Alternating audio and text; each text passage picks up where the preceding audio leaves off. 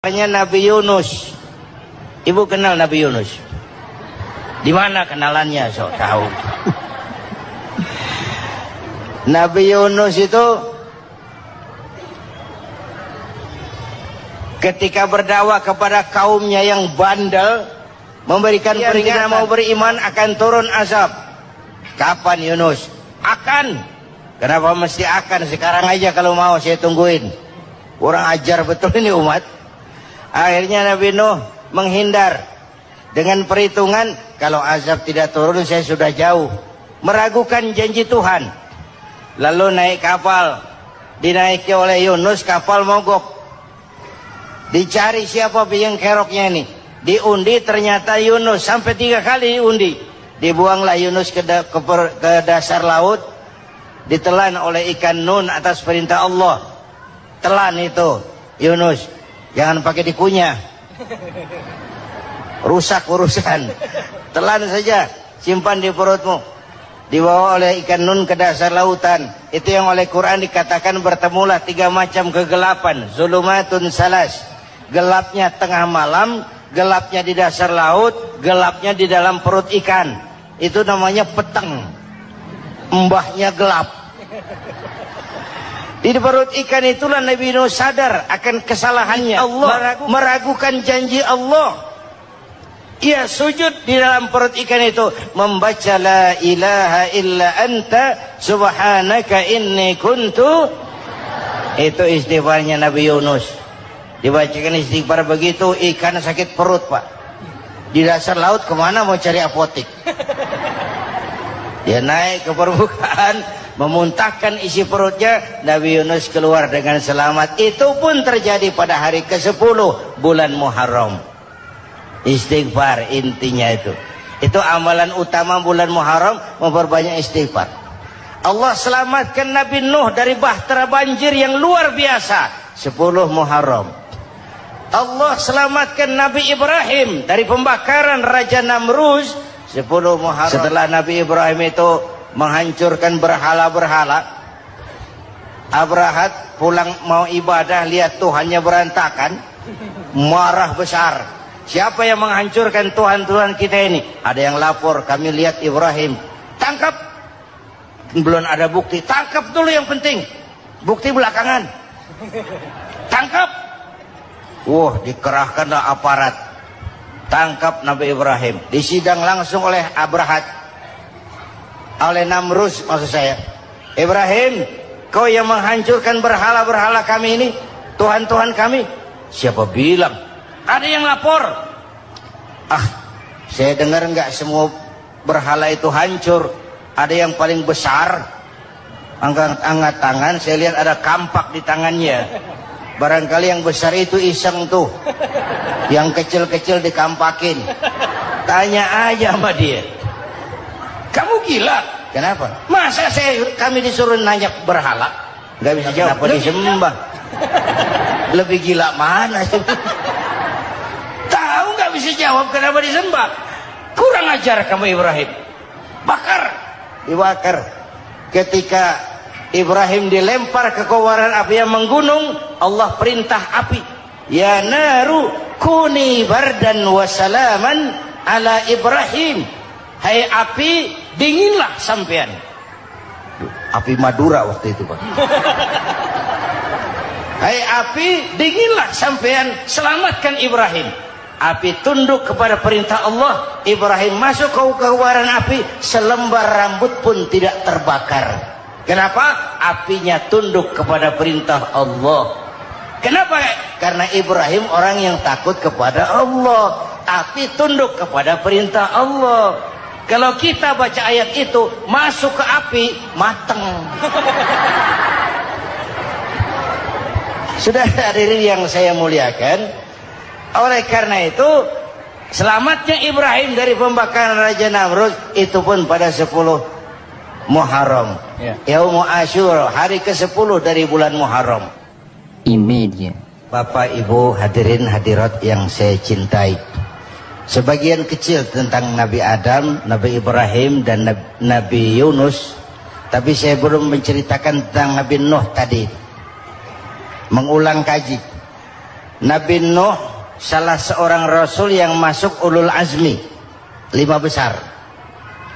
Karena memang perjuangannya menggambarkan satu usaha yang ulet dan luar biasa. Beliau diberi umur 950 tahun. Lalu berdakwah selama 900 tahun. Sore, pagi, siang, malam. Dapat pengikut tidak lebih 80 orang. Rata-rata 10 tahun satu. Kalau saya minta berhenti aja jadi nabi, Pak. Ustadz mana masih mau buka pesantren? 10 tahun buka pesantren, yang nyantri cuma satu. Pedagang mana yang masih mau dagang? 10 tahun dagang, yang beli satu. Pimpinan partai mana yang masih mau kampanye? 10 tahun buka partai, yang nyoblos satu. Bangkrut. Umatnya bandel, kurang ajar, durjana, bajingan, tengik. Umatnya Nabi Nuh ini kalau diceramahi telinganya ditutup dengan tangannya. Nabi Nuh akhirnya rekes. Tuhan, siang malam saya berdakwah kepada umat ini. Tiap kali saya sampaikan dakwahmu, mereka tutup telinganya dengan tangannya. Alergi dengar ceramah. Apa itu ceramah? Non profit. Saudara-saudara, jadi mau kamu gimana, Nuh? Sudah Tuhan, habiskan saja orang kafir. Nanti kalau punya anak, anaknya pun kafir, moyangnya sikat habis. Biasanya kalau bapak kalong, anak kampret. Bapak nyolong, anak nyopet. Fotokopi gimana aslinya? Hampir habiskan saja. Itu mau kamu, Nuh? Iya. Oke. Nanti aku turunkan banjir, Nuh. Buat kapal. Dengan apa saya harus buat kapal, Nuh? Ya dengan kayu, kata Tuhan. Kayunya dari mana, Tuhan? Ya dari pohon, Nuh. Pohonnya belum ada, Tuhan. Ya tanam dulu, Nuh. Bikin kapal, kayunya nanam pohon. Apa artinya? Perjuangan perlu kesabaran. Sukses itu ada prosesnya. Nggak bisa simsalabim abracadabra lalu kita mau sukses. Semua ada prosesnya. Walaupun kenyataannya begitu. Sukses banyak bapaknya, gagal itu yatim. Kalau kita sukses banyak yang ngakuin. Yang baru ketemu pakai manggil encing. Ketemu baru. Tapi sukses banyak bapaknya. Gagal yatim, gak ada yang mau ngakuin kalau kita gagal itu. Udah bikin kapal dengan kayu di tengah kampung, bikin kapal ini. Bayangkan di tengah kampung bikin kapal. Orang kafir makin menjadi-jadi. Lihat Nuh, kenapa? Makin sarap. Bikin kapal di tengah kampung, mau belayar kemana? Tuh lihat, kalau orang nggak tahu tujuan, mountain setengah jalan. Proses yang dinilai bukan finalnya. Ya kayak gitu kesimpulannya. Saya enaknya sendiri. Bikin kapal. Kapal mendekati selesai. Ini orang kafir rame-rame datang ke kapal Nuh. Mau apa? Buang najis. Sakit perut berangkat ke kapal Nabi Nuh. Nongkrong. Dapat 2-3 tumpuk pulang.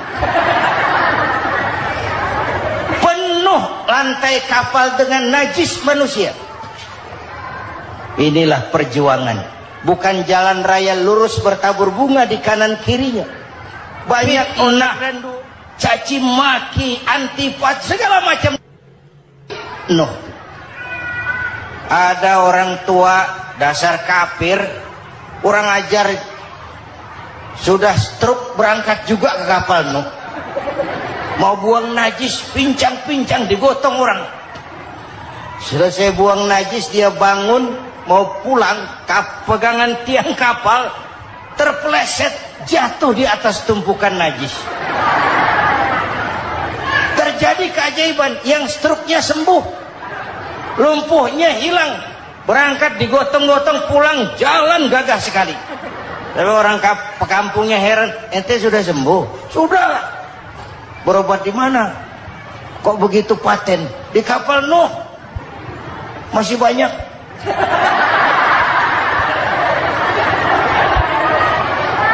Yang berasa perlu obat bawa rantang. Ambil bersih lagi geladak kapal itu. Sudah selesai Nuh? Selesai. Oke, kau orang yang beriman bersamamu, binatang serba sepasang, naik Nabi Nuh, naik orang beriman sepasang. Ini cikal bakal penyelamatan manusia, Pak. Naiklah orang beriman, sudah naik semua, Nabi Nuh kontrol. Ini contoh buat kita, kontrol. Sudah naik semua teman-teman, sudah. Pemimpin yang baik bukan cuma terima laporan di belakang meja. Laporan itu yang mana juga bagus. Sama juga kampanye yang mana juga merdu. Kalau aja yang dihitung. Pernah ada calon bupati kampanye janji, kalau saya berhasil kita akan banyak bangun jembatan di daerah kita. Tanya, Pak, nggak ada sungai di kampung kita, Pak. Dia bilang, sungainya kita bangun sekalian. Udah kadung janji, mana pula orang mau bangun sungai ini. Saudara-saudara, kontrol. Jangan cuma tunggu laporan di belakang meja, semua laporan bagus. Ya, Bu? Bu?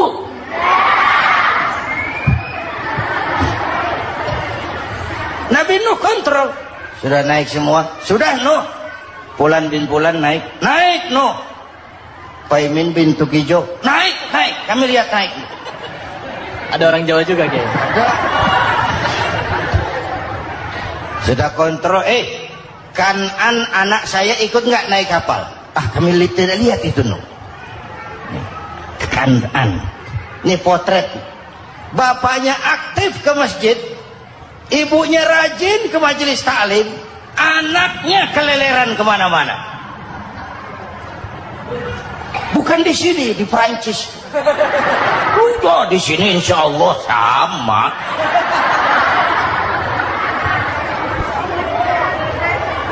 Nuh karena sayang anak, Nuh karena cinta anak, Nuh karena tanggung jawab anak, cari naik ke atas kapal. Lihat Kanan, anak saya, nggak lihat Nuh. Turun ke ruang bawah, periksa lagi. Mang, ayah Kanan di dia. Jamaah Tasik nih rupanya ditanya. Tuh ayah Mang. Ayah ke mana ya budak ini? Turun ke bawah Kanan tuh. Orang nano orang ketok. Rombongan Jawa Tengah. Naik ke atas buritan. Dari buritan kelihatan ternyata Kanan tidak ikut naik kapal, kumpul di darat bersama orang kafir. Ini potret kita sekarang.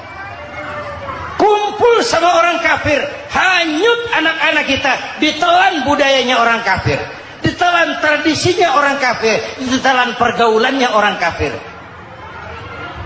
Nuh karena sayang anak dari atas manggil. Dalam Quran dijelaskan itu. Karena Nabi Nuh di atas, Kanan di bawah teriak. Ya bunayyar kam ma'ana. Begitu dalam Quran ayatnya. Cuma ini pakai gaya memanggil supaya kelihatan ke gambar. Kira-kira Nuh manggilnya begitu. Ini namanya gaya dakwah, Pak. Kalau ceritanya datar nggak menarik. Maka Nuh memanggil Kanan, ya bunayyar kam ma'ana. Kata yang dengar, Ini gaya orang manggil. Ya bunayyar kam ma'ana. Kanan kesini nak, naik kapal sama papi. Di bawah itu nggak mau papi, John di sini saja. Kata Nuh, jangan nak, Allah sedang murka, akan turun banjir. Kalau datang banjir papi, sa'awi ila jabalin ya'simuni minal ma', saya akan naik ke gunung tinggi yang bisa menyelamatkan saya dari banjir. Kan an naik ke gunung, gunung dihantam banjir, kan an mati. Sampai sekarang. Yang kelima, Nabi Musa, kisah Muharramnya ini. Lahir dalam kondisi yang sulit. Karena Fir'aun mimpi akan lahir seorang anak dari keturunan Bani Israel yang akan menghancurkan kerajaannya. Kata Fir'aun, sudah lahir belum anaknya? Belum. Kalau gitu mulai malam ini laki-laki dilarang bergaul sama istrinya. Semua perempuan hamil di bawah pengawasan negara. Mulai hari ini kalau lahir anak laki-laki turut nama Bani Israel, penggal. Satpol PP disiapkan. Udah ada kayaknya. Ada. Patroli. Bayangkan, nah Fir'aun itu bikin undang-undang seenaknya sendiri. Apalagi merasa kekuasaannya dalam ancaman. Penguasa manapun kalau merasa dalam ancaman, panik. Padahal kekuasaan itu kayak harimau. Makin lama ditaiki, makin sulit turun. Kenapa? Karena macannya makin lapar. Naik terus capek, turun dimakan harimau. Serba sulit. Saudara-saudara, kalau kita mau belajar dari Pak Harto, saya melihat kekurangan Pak Harto cuma satu, terlambat berhenti.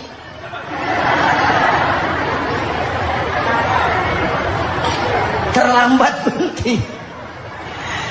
Di sekelilinginya banyak tukang-tukang jilat, tukang-tukang semir. Pak, kalau tidak ada Bapak kami bagaimana, Pak? Bapak Ibu hadirin yang saya hormati, tapi kehendak Allah terjadi. Lahirlah Musa. Bayinya dihanyutkan di sungai Nil. Bayi sudah menderita, dihanyutkan di sungai Nil. Dan akhirnya besar di lingkungan istana Fir'aun.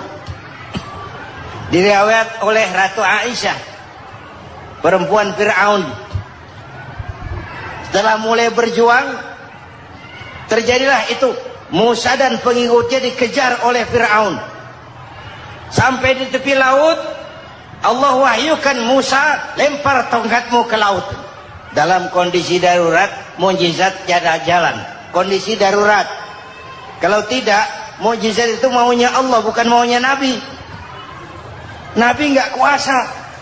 Allah yang mau. Tapi hidup Nabi bukan mukjizat, manusiawi. Tidak mentang-mentang ada mukjizat tongkat, tiap sulit main tongkat. Nggak usah berjuang kalau begitu. Itu darurat menyelamatkan umat. Tongkat dilempar ke laut, laut terbelah. Laut terbelah. Itu secara visualnya bisa kita lihat dalam film The Ten Commandments. Udah nonton belum? Urusan nonton kalah sama Ustadz bagaimana sih? Ten Commandments, 10 firman Tuhan. Tekniknya bagus tuh. Bagaimana laut terbelah. Musa lewat. Fir'aun mengejar. Musa sampai di ujung sana. Fir'aun masih di sama tengah perjalanan. Laut nutup kembali. Laut menutup kembali. Fir'aun tenggelam. Cengap-cengap di lautan. Begitu nafas sampai di tenggorokan, Fir'aun sambil cengap-cengap itu, amantu bi Rabbi Musa wa Harun. Duh, kalau begini mah saya juga percaya sama Tuhannya Musa. Malaikat maut jengkel, goblok loh. Terlambat sekarang. Ditenggelamin terus. Modar. Musa selamat. Fir'aun mati. Jenazahnya, jasadnya terdampar di pinggir laut. Beberapa waktu kemudian ditemukan di balsam, diawetkan. Itu sesuai janji Quran. Wa kadzalika nunajjika bi badanika litakuna liman khalfaka ayah. Kami selamatkan badan kamu agar jadi pelajaran bagi orang-orang sesudah kamu nanti. Janji Quran tepat. Janji itu 14 abad yang lalu. Jasad Fir'aun ditemukan, dimumi, diawetkan, dibalsem di bawah nama Farao Ramses II. Sekarang tersimpan di Museum Negara di Mesir. Kapan-kapan nanti ibu main ke Mesir, mampir. Naik ojek paling berapa itu? Oh, orangnya tinggi, hidungnya mancung, pokoknya pantaslah jadi Fir'aun. Selamatnya Musa di kejaran Fir'aun di ujung sana itu terjadi pada hari ke-10 bulan Muharram, yang oleh orang Nasrani diperingati dengan hari raya Paskah. Mereka melaksanakan puasa, mensyukuri nikmat keselamatan dari kejaran Fir'aun. Makanya kalau kita ikut puasa di bulan Muharram bukan mengikuti syariatnya Nasrani, salah. Karena Nabi mengajarkan, itu sumbernya, bukan ikutan sama ibadahnya Israel. Tapi memang agama ini kan merupakan mata rantai. Datang Rasul baru melengkapi Rasul sebelumnya, datang Rasul baru melengkapi Rasul sebelumnya. Mata rantai yang berkaitan. Setelah Muhammad selesai, selesailah tugas Nabi dan Rasul. Selesailah misi Nabi dan Rasul. Tidak ada Nabi lagi sesudah Nabi Muhammad. Itu harga mati, titik. Gak ada kompromi. Siapapun sekarang ini ngata datang ngaku jadi Nabi, wajib tidak percaya. Wajib tidak percaya. Tapi kaitannya memang, kita bilang Nasrani, orang bahasa Arab, bahasa Ibraninya Nazaret, Nasiroh, Nazaret. Itu beda dialek. Kita Daud, dia David.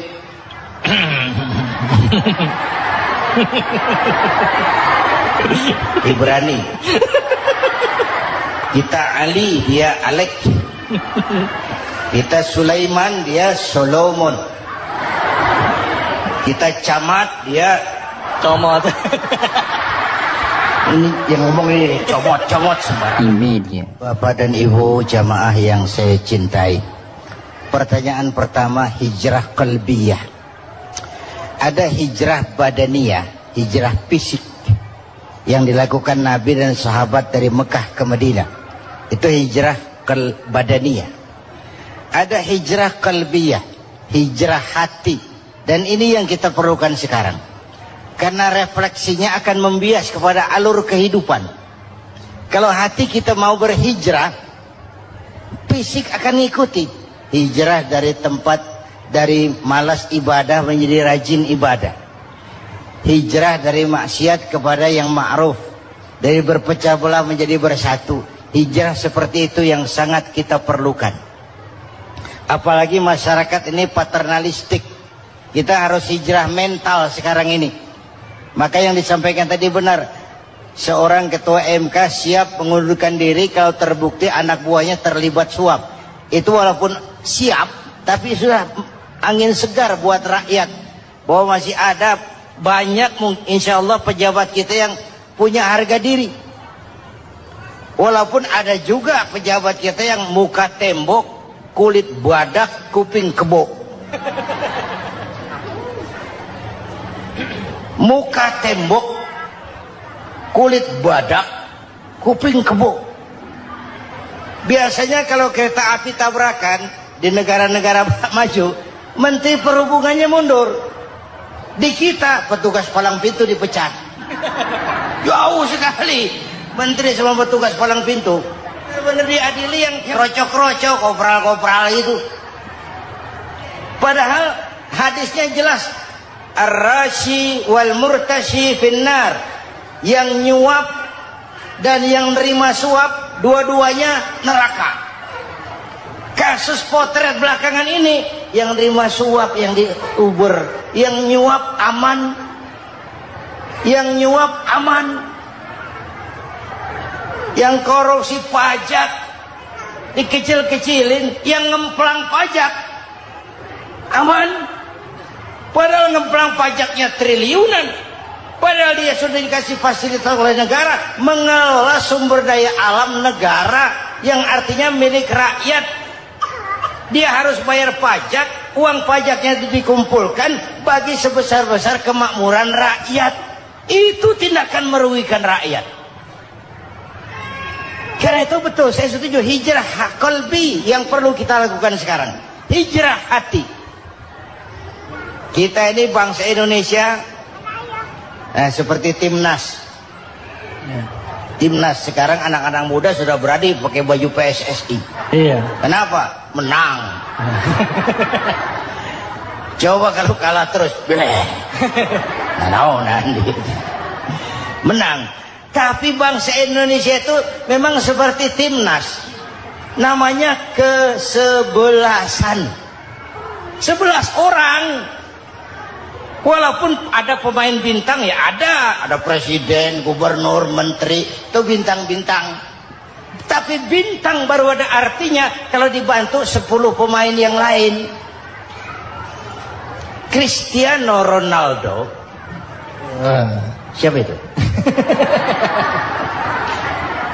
Penyerang tengah Real Madrid. Bintang.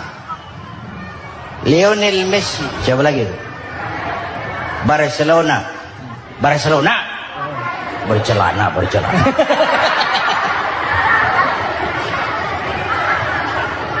Michael Rooney, bintang Manchester United. Ronaldo baru bintang, Messi baru bintang kalau ada 10 pemain yang lain. Bagaimanapun hebatnya Cristiano Ronaldo, kalau sendirian lawan satu kesebelasan, babak belur. Itulah kita, bangsa Indonesia. Kita satu kesebelasan, harus saling memperkuat. Ada bangsa kita ini yang jadi jaksa, ada yang jadi hakim, ada yang jadi polisi. Itu posisi penyerang tengah, kiri luar, kanan dalam, back, striker, kiper, posisi. Tapi sadar, kita satu kesebelasan, Bung. Jangan bikin gol ke gawang sendiri. Kalau punya bola bagus, operan dong sama temannya. Yang bisa menciptakan gol, operan. Ada yang jadi pengusaha besar, bagus boleh. Punya untung besar, operan. Kasih masjid, kasih pesantren, operan. Ini kesebelasan kita kalau punya bola pelitnya setengah mati, Pak. Nggak mau ngoper. Bawa sendiri, mending bikin gol. Enggak. Kita ini satu kesebelasan. Satu sama lain harus saling memperkuat. Bahwa ada penyerang tengah, itu si posisi. Tapi kalau memang peluang memungkinkan, ayo dong operan. Saya iri sama kesebelasan Nasrani di Indonesia. Mereka kalau punya bola operannya cakep. Gereja cepat selesai, rumah sakit Kristen cepat selesai. Kenapa? Operannya bagus. Kita ini kalau punya bola bawa sendiri, nggak mau ngoper. Maka masjid nggak selesai-selesai. Madrasah banyak yang bocor. Rumah sakit Islam kalah bersaing. Kenapa? Operannya berat. Ayo menyadari kita ini timnas, satu kesebelasan. Jangan menjegal kawan seiring, kawan sendiri dijegal. Sudah musuh terlalu kuat, gawang sendiri dijebol. Akhirnya terbalik kita ini. Ujian terberat telah diberikan Allah kepada para anbiya. Kemudian para aulia, kemudian para ulama. Summal amsal fal amsal, ke bawah dan ke bawah, diuji setiap orang menurut kekuatannya berpegang kepada agama. Kalau karena anak Melayu bilang, kalau takut dengan ombak, jangan berumah di tepi pantai. Kalau takut diterjang ombak, jangan berumah di tepi pantai. Kata ibu tadi, mau jadi pohon tinggi harus berani ketiup angin. Makin tinggi pohonnya, makin keras anginnya. Takut angin, jangan jadi pohon tinggi, jadilah rumput. Nggak ditiup angin, tapi diinjak kebo. Apa yang nggak ada resikonya? Apa yang nggak ada resikonya? Semua nabi ada yang dihantam kekuasaan yang arogansi. Ibrahim berhadapan dengan Abrahat, Namrud. Musa berhadapan dengan Fir'aun. Ada yang diuji dengan berhadapan umat yang sangat kurang ajar. Ada yang diuji dengan gosip yang dahsyat. Digosipi sama Zulaikha itu. Nabi Yusuf.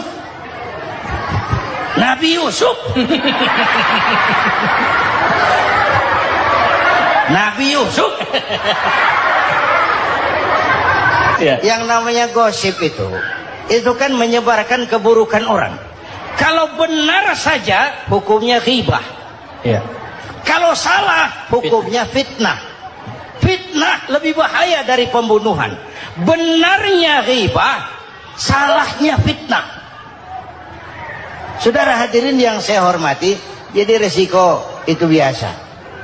Tidak ada yang tanpa resiko. Kalau takut ombak, jangan berumah di tepi pantai. Tinggal bagaimana kita menyikapinya. Kalau kita dewasa, ini bagian ibadah saya kurang. Mungkin karena dia omongin orang, tambah pahala saya. Mungkin karena dia omongin orang, tambah pahala saya. Maka saya ngadapi gosip, sepatah pun saya nggak ngomong. Saya cicing. Saya percaya masyarakat itu punya filter. Amin. Saya percaya Tuhan itu. Pada pertemuan terdahulu sudah kita bicarakan bahwa orang yang menjalankan ibadah Ramadan dengan baik, dalam arti siang dia laksanakan ibadah puasa, sementara dia hidupkan malam-malam Ramadan dengan sholat tarawih, i'tikaf, tadarus Al-Quran dan sebagainya. Orang yang semacam itu keluar dari Ramadan dijanjikan oleh Allah, ghufira lahu ma taqaddama min zambihi, diampunkan segala dosa yang pernah dia kerjakan. Sehingga ia keluar dari bulan Ramadan seperti bayi baru dilahirkan oleh ibunya, bersih, tidak punya dosa kepada Allah lantaran sudah dibersihkan oleh ibadah Ramadan. Jadi dalam Islam, dosa itu ditebus dengan taubat, dengan amalan kita sendiri, bukan dengan uang, tidak juga dengan beras. Saya percaya kalau dosa bisa ditebus dengan beras misalnya, barangkali Menteri Pertanian akan lebih dulu masuk surga. Kalau dosa bisa ditebus dengan uang, mungkin Gubernur Bank Sentral atau para Menteri Keuangan akan menjadi penghuni surga nomor wahid. Dalam Islam, dosa ditebus dengan taubat kepada Allah. Orang yang melaksanakan ibadah dengan baik di bulan Ramadan, keluar Ramadan, masuk 1 Syawal seperti bayi baru dilahirkan oleh ibunya. Pantas dia mengucapkan minal aidin, semoga kami termasuk orang yang kembali kepada fitrah, suci, bersih. Dia rayakan hari itu, hari di mana dia kembali kepada kesucian. Itulah hakikat daripada Idul Fitri. Dengan kata lain, Idul Fitri ini tidak bisa dilepaskan kaitannya dengan ibadah Ramadan. Hanya oleh karena kita melaksanakan ibadah Ramadan, maka kita rayakan Idul Fitri. Dengan bahasa yang lebih langsung, sebenarnya yang berhak merayakan Idul Fitri mereka yang mengisi Ramadan dengan kegiatan ibadah. Saudara-saudara kaum muslimin yang berbahagia, lalu bagaimana prosesnya? Yang pertama, manakala datang senja akhir Ramadan, wajiblah kita mengeluarkan zakat fitrah. Sebab Rasulullah sallallahu alaihi wasallam bersabda, "Saumul abdi mu'allakun ma baina as-sama'i wal ardi hatta yuaddiya shadaqatal fitri." Sesungguhnya puasa seorang hamba bergantung antara langit dan bumi, yakni belum diterima oleh Allah sampai dia mengeluarkan zakat fitrahnya. Memang boleh mengeluarkan zakat fitrah itu sejak awal Ramadan. Itu waktu yang dibolehkan. Jadi saudara tidak mau sibuk, begitu 2 hari puasa lalu bayar zakat fitrah, boleh. Tetapi waktu yang wajib sejak terbenam matahari akhir Ramadan. Waktu yang terbaik untuk membayar zakat fitrah selesai sholat subuh sebelum orang berangkat melaksanakan sholat Idul Fitri. Waktu yang makruh setelah orang selesai sholat Idul Fitri lalu baru bayar zakat fitrah, makruh di situ. Sedangkan waktu yang haram apabila matahari terbenam pada hari raya tanggal 1 Syawal baru mau bayar zakat fitrah, sudah haram hukumnya. Jadi diawali dengan membayar zakat fitrah, dan ini merupakan realisasi daripada latihan puasa, cinta kepada fakir miskin. Orang bilang kan bulan Ramadan itu katanya bulan latihan. Kata orang Jawa, month of training. Bulan latihan. Apa sih perlunya latihan? Kalau PSSI masuk latihan, tentu keluar latihan mainannya makin bagus. Elias Pikal masuk latihan, keluar latihan gaya tinjunya makin hebat. Itu perlunya latihan. Kalau latihan tiap hari tapi main kalah terus, orang kan bilang buat apa latihan kalau main kalah terus. Kita muslimin selama Ramadan sebulan penuh masuk latihan. Latihan sabar, latihan jujur, latihan disiplin, latihan sederhana, latihan mengendalikan nafsu. Berhasil atau tidaknya latihan itu kelihatan dalam gaya hidup kita sesudah keluar Ramadan. Kalau tidak, Ramadan sabar, habis Ramadan habis sabarnya. Ramadan rajin ke masjid, selesai Ramadan selesai ke masjidnya. Ramadan rajin baca Quran, selesai Ramadan selesai rajinnya. Itu pertanda latihan tidak berhasil. Maka salah satu latihan ini kita buktikan kecintaan kita kepada fakir miskin dengan kewajiban membayar zakat dan zakat fitrah. Ya Allah, sudah saya rasakan bagaimana tidak enaknya lapar dan haus. Sudah saya rasakan bagaimana tidak enaknya penderitaan orang-orang fakir dan miskin yang tiap hari kelaparan dan kehausan. Sebagai pertanda ya Allah, saya keluarkan zakat fitrah ini untuk orang-orang fakir dan miskin. Itu kita keluarkan pada saat matahari akhir Ramadan terbenam. Masuk malam pertama bulan Syawal. Malam takbiran kalau istilah di kampung kita ini. Allah Subhanahu wa taala dalam Al-Qur'an menjelaskan walitukmilul iddata. Hendaklah engkau sempurnakan jumlah bilangan hari puasamu, berpuasa sebulan penuh.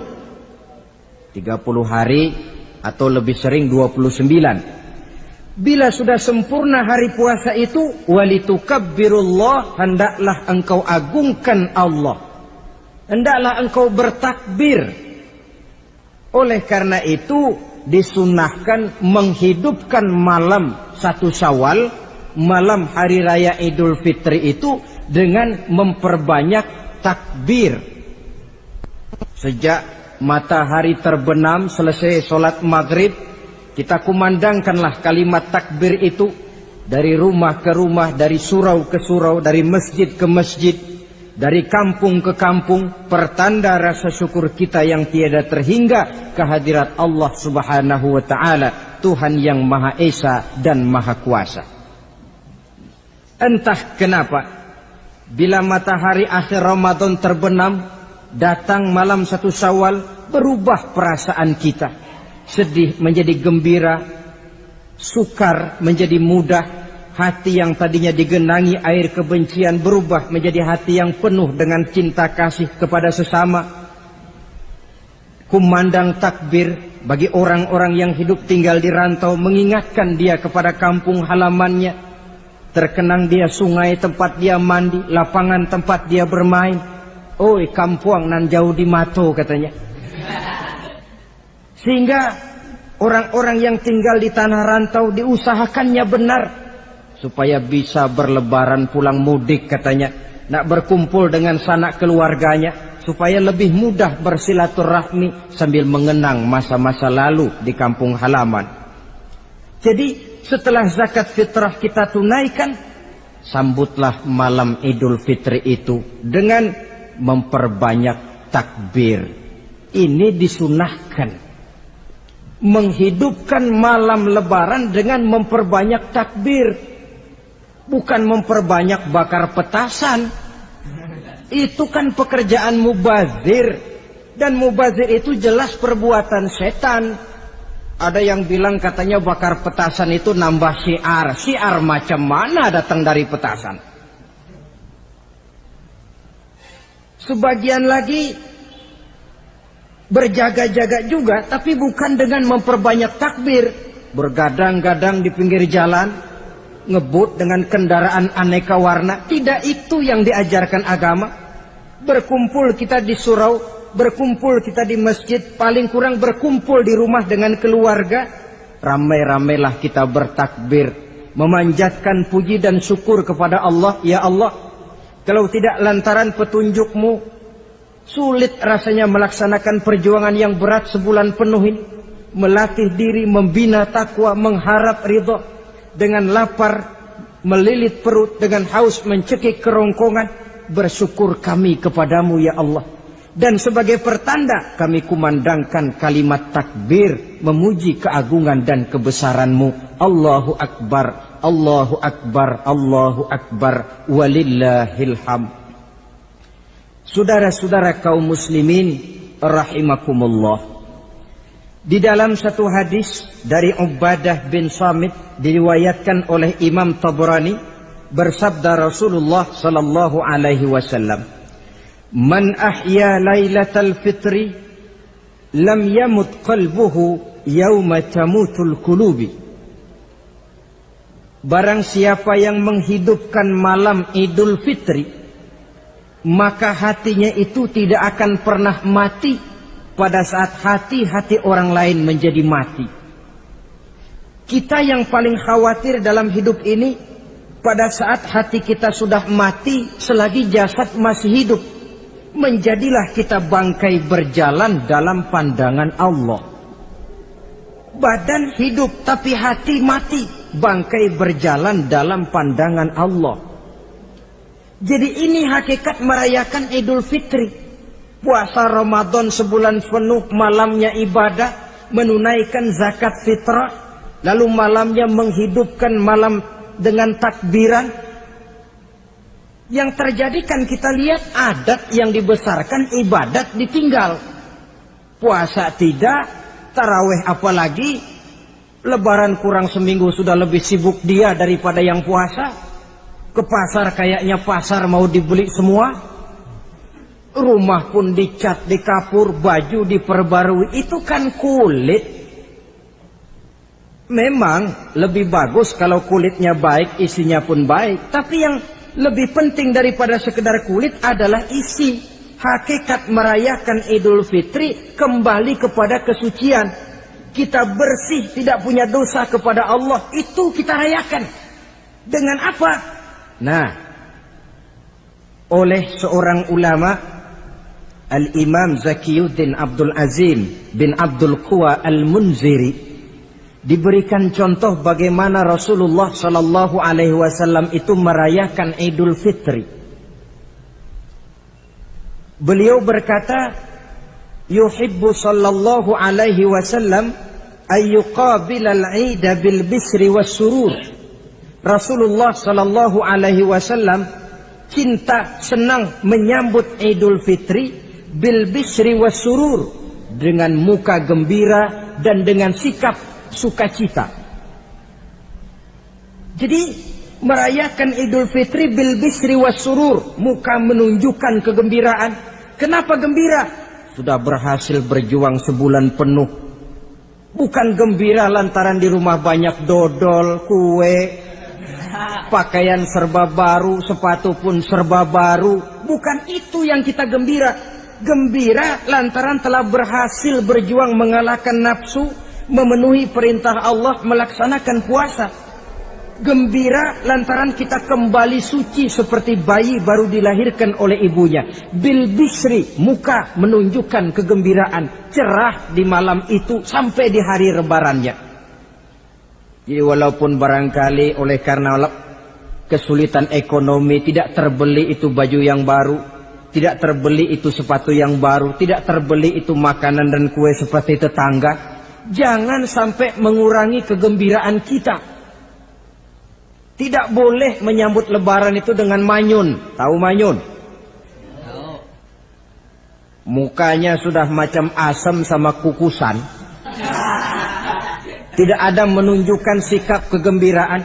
Nabi menghadapi hari itu bil bisri was surur, dengan muka cerah dan dengan sikap gembira. Tapi gembira dalam arti tetap pada jalur kontrol. Lalu apa lagi? Wa taubatu lillahi ta'ala, dengan tetap melaksanakan taubat kepada Allah. Wan nadam 'alal khataya, menyesal terhadap segala kesalahan yang pernah dikerjakan. Itu yang dilakukan baginda Nabi di hari raya. Wa masalihatil khusum, memperbaiki orang-orang yang bermusuhan. Wal akhzi binasiril mazlum, menolong orang-orang yang teraniaya. Wasillatil arham, melaksanakan silaturahmi. Wal ihsan ilal fuqara, berbuat kebaikan kepada kaum fakir miskin. Wa ziyaratil aqarib, menziarahi, mengunjungi kaum kerabat. Itu hakikat di dalam melaksanakan Idul Fitri. Jadi jangan terbalik, sudah merasa baju baru, ini kan lebaran, merdeka. Kalau kemarin Ramadan kita dikekang, tidak boleh begini, tidak boleh begitu. Sekarang sudah keluar Ramadan, merdeka. Lalu dirayakannya Idul Fitri dengan bermabuk-mabukan, dengan judi, dengan perbuatan zina. Itu sama saja dengan baju baru habis dicuci, sudah diceburin lagi ke dalam comberan. Ini kan ibarat baju masuk Ramadan dicuci sebersih-bersihnya. Keluar Ramadan, masuk lebaran, tetaplah berusaha menjaga kebersihan itu. Kalau ditinggalkan Ramadan merasa merdeka, melemparkan lagi diri ke lembah dosa, sama saja baju yang sudah putih, bersih, ditriska bagus-bagus, tapi lalu dilemparkan lagi ke dalam comberan. Na'udzubillah min zalik. Saudara-saudara kaum muslimin yang berbahagia, jadi setelah zakat fitrah kita bayar, hidupkan malam Idul Fitri itu dengan mengumandangkan kalimat takbir. Lalu bila datang sholat subuh di pagi hari pertama bulan Syawal, kita laksanakanlah sholat subuh itu berjamaah. Jangan sampai terbalik, saking kepengennya sholat Idul Fitri, subuhnya enggak. Ini kan sama saja kata orang nyari jarum kapak hilang. Tak membela yang sunnah, yang wajib disia-siakan. Sholat Idul Fitri itu sunnah saja hukumnya. Sholat subuh wajib. Masakan yang wajib kita tinggalkan, lalu yang sunnah kita kejar-kejar. Terbalik tentunya. Lalu manakala usai kita sholat subuh masih mengumandangkan takbir, bersiap-siaplah kita untuk berangkat menunaikan sholat Idul Fitri. 2 rakaat, lalu diiringi dengan khutbah hari raya Idul Fitri. 2 khutbah, seperti khutbah Jumat itu. Khutbah pertama dan khutbah kedua. Kalau selesai melaksanakan sholat Idul Fitri, maka kembalilah kita ke rumah dengan suasana gembira. Untuk apa? Untuk berhalal bihalal. Istilahnya untuk berlebaran, saling meminta maaf. Kenapa? Dengan ibadah Ramadan, dosa kita kepada Allah insya Allah bersih.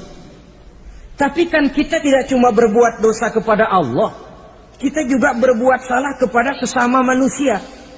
Dosa kepada Allah, taubat langsung kepadanya, sonder pakai calo. Tidak bisa saudara bikin dosa kepada Allah, datang ke rumah saya, Pak inilah saya kasih uang, tolong mintakan taubat saya kepada Allah. Ya tidak bisa. Dosa kepada Allah langsung bertaubat kepadanya. Tapi dosa kepada sesama manusia, Allah belum akan memberikan ampun kalau kita belum minta maaf kepada yang bersangkutan. Ini sulitnya. Kalau saudara dosa meninggalkan sholat, tobat kepada Allah. Tapi kalau dosa kepada sesama manusia, saudara mencuri sendal orang, cara taubatnya bagaimana? Pertama menyesal, kenapa mencuri? Yang kedua berjanji tidak akan mencuri lagi. Yang ketiga meninggalkan perbuatan mencuri. Dan yang keempat sendal orang pulangin. Tidak bisa saudara mencuri sendal, Tuhan taubat, nggak lagi-lagi nyolong sendal, tapi sendal orang dibekap terus, nggak dipulang-pulangin, ya tidak termasuk taubat itu.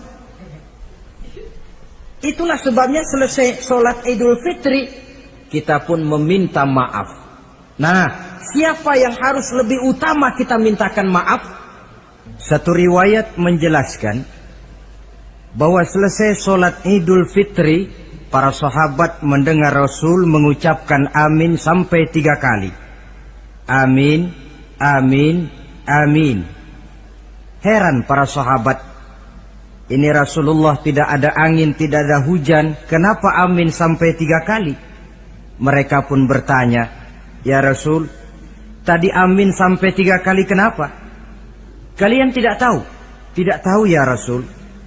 Begini, tadi itu selesai sholat, turun malaikat Jibril kepada saya. Beliau berkata, ya Muhammad, saya hendak berdoa kepada Allah. Maukah kau mengaminkan? Silahkan Jibril, berdoalah, saya akan mengaminkan.